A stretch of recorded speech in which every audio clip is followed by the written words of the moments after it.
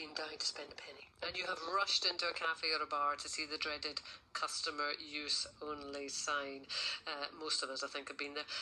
And given that a quarter of Scotland's public toilets have closed since 2007, there are suggestions that it should be a legal obligation for businesses to open their toilets to all. Raymond Martin is a director of the British Toilet Association. Good morning to you, Raymond. Good morning, Kay. How are you? I'm very well, thank you. And I believe you are one of the people who'd be keen to see that change. Yes, we would. Without putting too much pressure on the local businesses, you've got to understand that they have to sell their wares and keep stock and look after staff's purses and monies and various things behind counters. So the access can be very limited in a retail environment. The bigger stores, I think, already do, Kay. They already open their toilets and are very keen to get the customers coming in, to get the footfall and get the money coming into the stores. But the smaller stores, it poses a number of problems which we're trying to work through with government at the moment. Right. I mean, I suppose when you're talking about cafes, bars, restaurants, pubs, they are going to have public access toilets. But as I was saying there are those who will say customer use only. So you would want them to say, well, actually, they're public access, so you don't have to buy a water or a lemonade or a beer. Yes, and in fact, I'm delighted to say that we've seen a lot less of these customers only, or toilets for customers only, because people need the footfall with the onset of online shopping.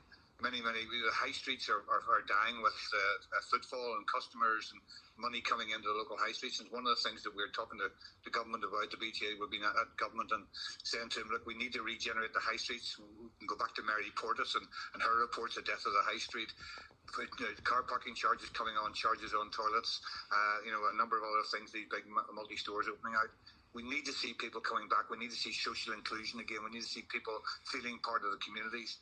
And part of that is shops opening their toilets. So we need to find a way that can be done safely.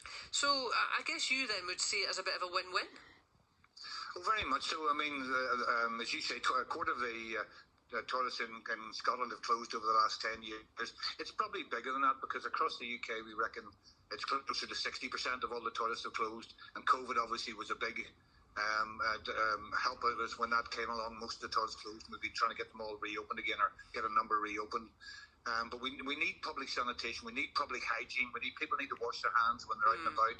People with disabilities, families with young children, young women on their own with all the issues of menstruation and all the rest of it. People need to have a facility where they can go. So the BTA, that's what we've been purporting for the last 20 years, working with government to get more. Well, we've got Robin Dalrymple with us as well, who's an influencer and also an advocate for Crohn's disease and stoma bags. Morning to you, Robin. Good morning, how are you? I'm well, thank you. I was saying earlier, most of us have been in a situation whereby you're dying for the loo, and the public toilets, as Raymond has told us, and we know, are not as plentiful as they once were. I mean, are you comfortable just going into like a random cafe, bar, pub or whatever and using the loo? Absolutely, like they say, if you need to go, you need to go. But I definitely have experience in the past where I have went into a cafe, restaurant or pub and I wasn't allowed to use the toilet. Even though I did say, I've got Crohn's disease, it's essential that I use the toilet, and I still wasn't allowed, which I found quite shocking, to be honest. And, I mean, any reason or just no? Well, they said I just wasn't allowed, and I was saying, look, I have like a bowel disease, it's essential I use the toilet. And they were a bit rude, and they were like, well, I'm sorry, I just work here, I don't make the rules that you can't use it. And I didn't want to, argue with them or anything like that. So, yeah, it was really upsetting, and it was quite degrading as well, to be honest, and I felt like my basic human rights were being violated a bit. I mean, I guess for you the ideal would be to have accessible, plentiful public toilets, but that's just not the reality we're facing, is it? Definitely not. Like, I never actually knew too much about the topic until last week, and I'd done research over the weekend, and I'm actually quite shocked at how bad things have gotten. I didn't realise it was this bad, and I didn't know either that in my local hometown we only have one public toilet. Shocking. And how does that impact on your life and the lives of other people who, absolutely need to have that access? Well, it can cause a great deal of isolation because people are not going to want to leave the house.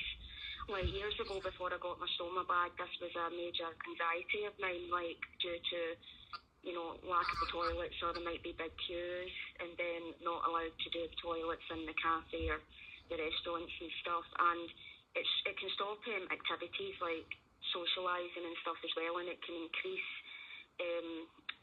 or decrease, mental health struggles because people are not going to want to leave the house. Mm-hmm. So it's really not healthy, it's really not helpful, and as I said, it's kind of basically violating human rights, really, because we need the toilet. Yeah, absolutely. You know? Yeah. So, I mean, Raymond, sorry, it sounds like a bit of a grey area at the moment in terms of businesses. Obviously, Robin's had the experience when they've just said no. So you would like to see it kind of spelt out, no, this is an obligation? I think so. I mean, toilets are really about health and well-being. They're about social inclusion, but they're about public dignity and public decency as well. They are an absolute vital and essential service for each and every one of us as human beings, male, female, whatever gender we are.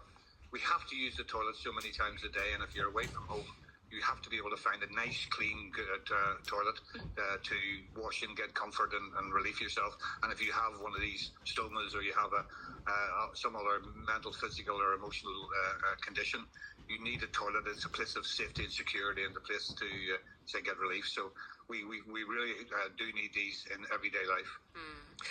Well, I'll be interested to hear this morning from any business owners to get their response to it. Would you be happy if there was a legal obligation on you to, you know, allow access to your loos? 80295 is the text number. Raymond, thank you very much indeed, Managing Director of the British Toilet Association, and thanks also to you, Robin Dalrymple.